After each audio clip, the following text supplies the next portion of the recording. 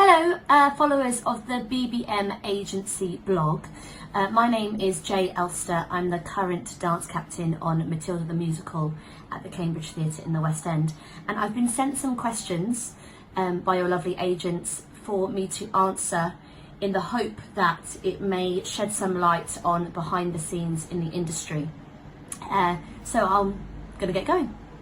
My first job out of college was Fame the Musical. It was an Irish tour directed by the late Brian Flynn and choreographed by Gary Lloyd. I was cast as ensemble with covers Serena and Miss Bell, and it wasn't until we got to the rehearsal process that we were told no dance captain had been assigned for the tour. So it was a case of letting the first week of rehearsals unravel. Gary observed all of our processes, and then at the end of that week he approached myself and Adam Garcia and asked us if we would be dance captains. Now, I'd had some experience from my training at college of undertaking that role. I was thrilled to be asked to inherit the job, and it has without a doubt led me onto my ongoing career path, which is why you find me now here, dance captain at Matilda, 10 years on. Okay, so the first question I have is what inspired me to become a performer? I actually consider myself a bit of an accident because my exposure to musical theatre came very late in my life. I joined a out of school amateur theatre group when I was 11, stayed with them until I was 17 performing in musicals, and then went on to train at a professional college in London. And prior to that, I grew up as a dancer in my local dance school in Epsom. I danced from the age of 2, but growing up, and when you're dancing at that age, it definitely is more of a hobby than it is a lifelong career goal, and that's how I came to find musical theatre. It was a very humble process, and just a natural progression of being able in my dance classes when I was younger, and then finding this amateur theatre group. But also going through schooling, I think when you get to 18, which is when I left after A-levels, there are so many avenues that your life can take. And I was looking at various courses at university, and the options were endless. But what I knew is that my body wasn't going to be able to dance forever. So where that was a very limiting factor, my brain thought, well, if I can't dance forever, I might as well find out if I can dance now. So that was essentially what threw all university courses out the window, and I decided to go to dance college because the time is now. That being said, along the way, I had many influential people in my life. I think the first encounter I had where I realised that a career in musicals was a possibility was when I was going to this amateur theatre school, and someone came in, her name was Nina French, and Nina was a professional actress, and it turns out Nina had been in shows that I had gone to see in the West End, and suddenly these people that were untouchable, they rendered famous in my eyes.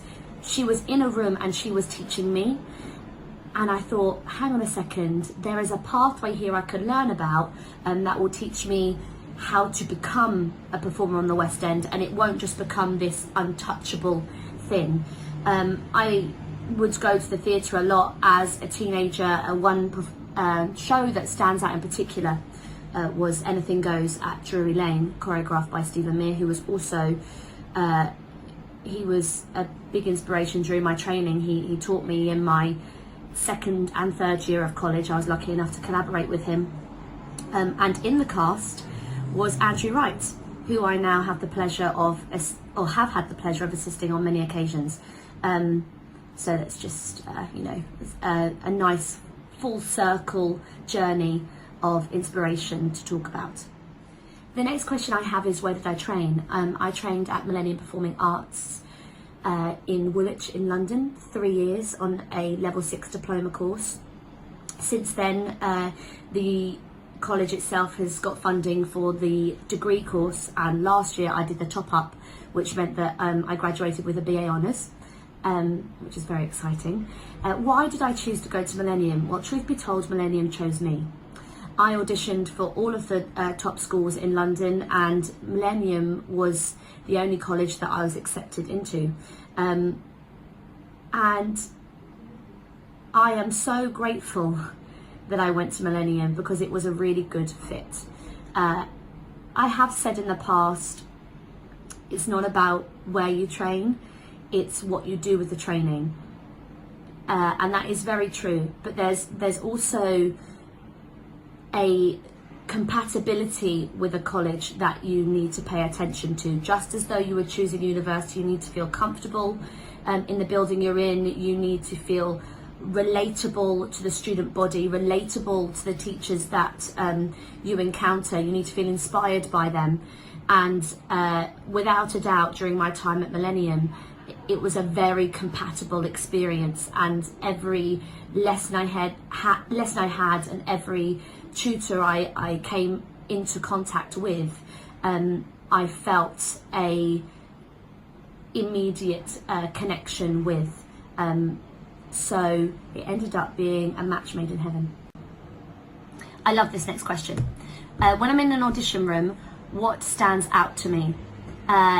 If you'd asked me this question 10 years ago, I would have told you quick pickup speed, accuracy, performance, and then I might have said, be a nice person. How do you show someone in an audition room that you're a nice person? And you do, like, I'm receptive of people's energy, so I get a good read on people. But for me, the thing that stands out in audition is when someone is enjoying themselves. If someone is enjoying themselves, and if they are connecting to the material that they're dancing, it's undeniable and you can't mistake it.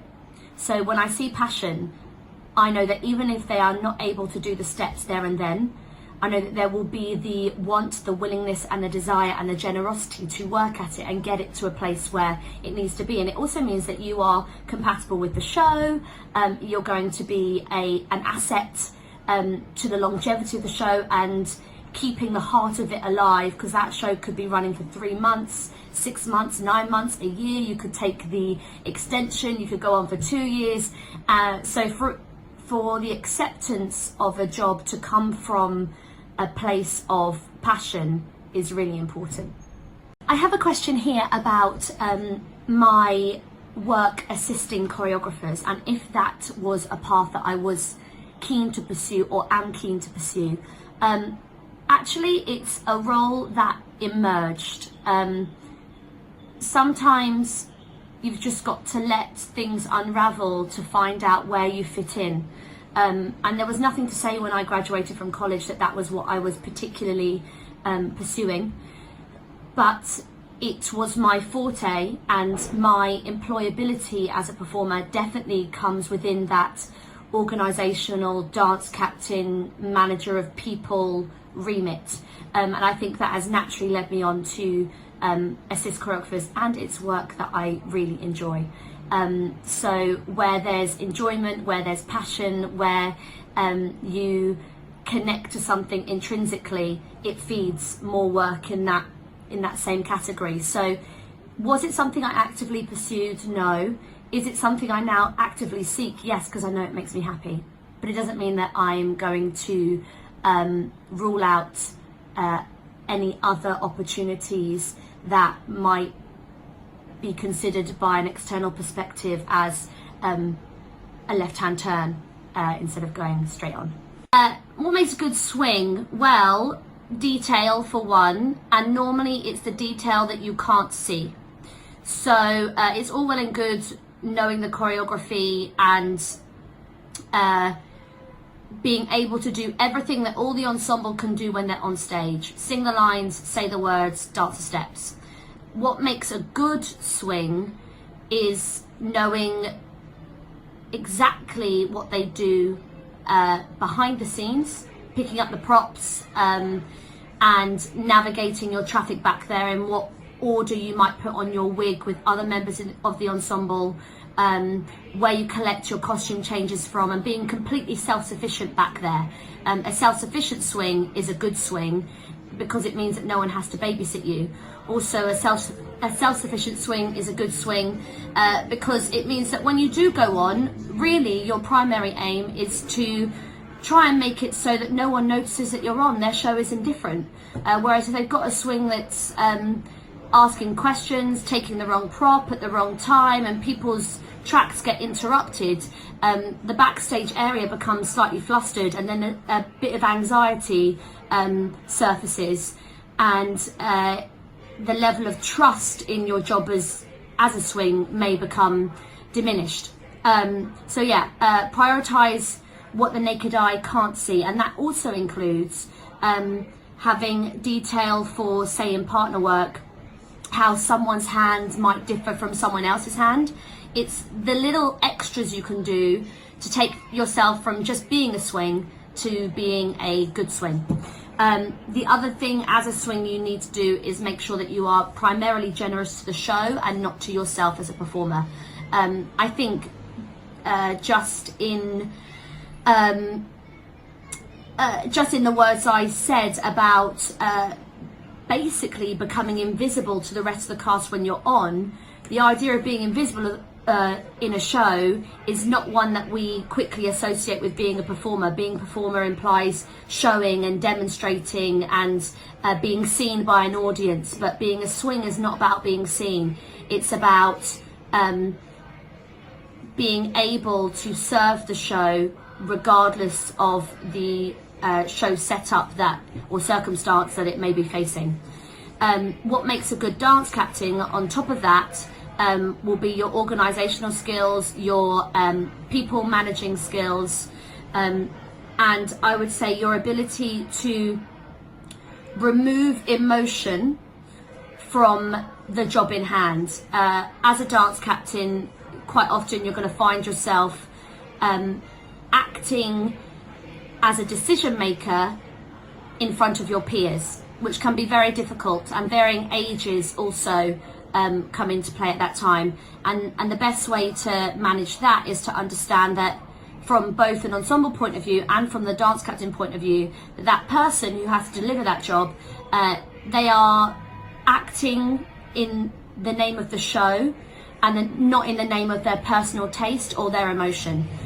So as long as you have a good grasp of how to do that, you'll make a good dance captain. Advice to new graduates.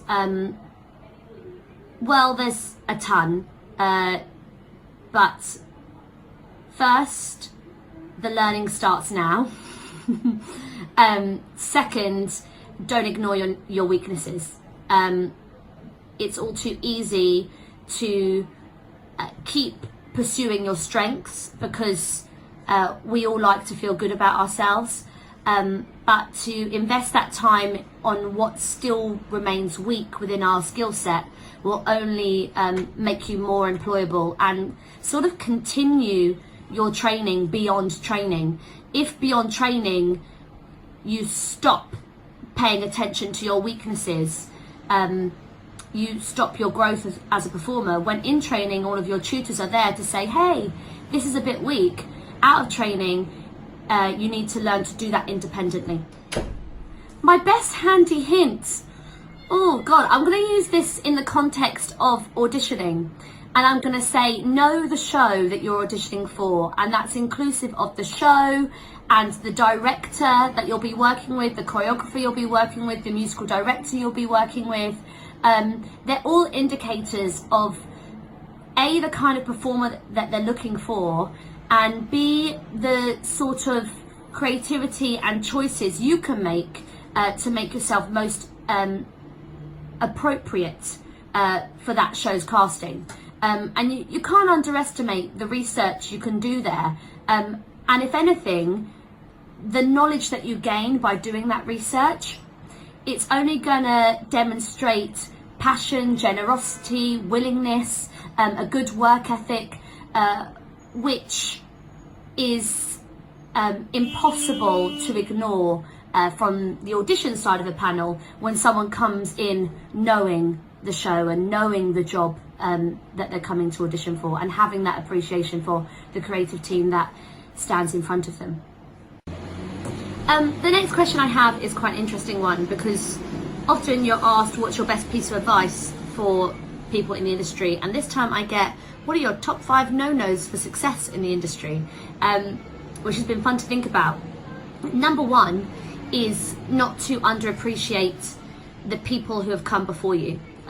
It's a hard transition going from graduate into your first professional contract, because as a graduate, quite often you're a third-year student, you know the ropes better than anyone else, and you're in that place of all-knowing, and very quickly you have to transition into being the newbie.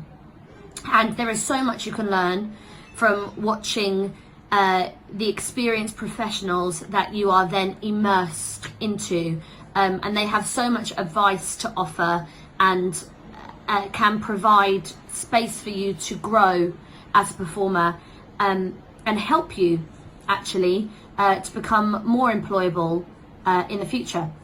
So don't underestimate them. The second one is possibly in line with me being a dance captain, as it's with regards to note taking. You'll probably have heard this a lot during your training, but when you're given a note, it's important not to let emotion drive your reaction. More often, the note is in order to serve the show, and not a reflection on you personally. So even if you feel that the note was a result of a freak accident, or it doesn't normally happen, in the name of productivity, efficiency, and quite often notes are given out at a time when it's not in abundance, you know, you're quite pushed for time before the show goes up, it's quicker and much appreciated by everyone that when you receive a note, you say, thank you very much. And then you deal with it after that, and just make sure whatever the note is, that it doesn't happen again. To do otherwise would be to allow emotion to govern your response to being noted within that show. Number 3 is never to underestimate or underappreciate the other departments in a building.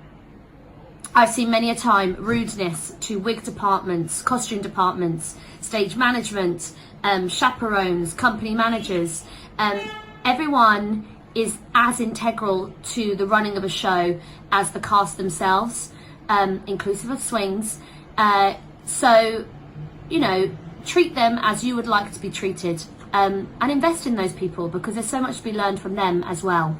The next thing to think about is never to be selfish within a show, and that is to put your performance needs above that of the show as a whole. Obviously, if there's a risk to your health and safety, then you need to bring that to someone, but if you are indulging in any way that is upstaging, or is developing the choreography within a framework that showcases you and not the show, I would consider that to be selfish and to be unprofessional, because our jobs as performers is first and foremost to tell a story.